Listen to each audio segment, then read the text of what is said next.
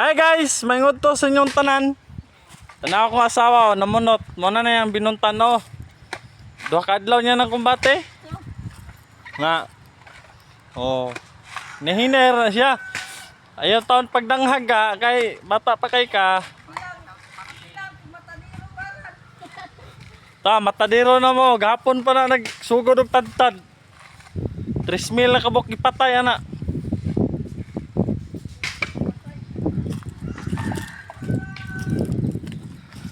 Amang ugangan nga gwapo. Relaxa daw siya kay kapoy. Grabe among matadero oh. Mantas kayo. Basta na tibok lawas na.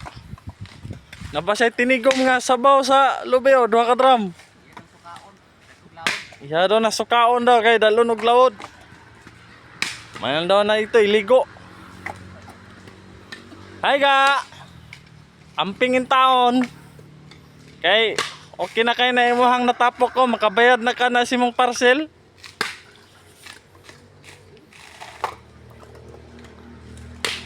So mao lang to guys, ug maingod to sa inyong tanan, over.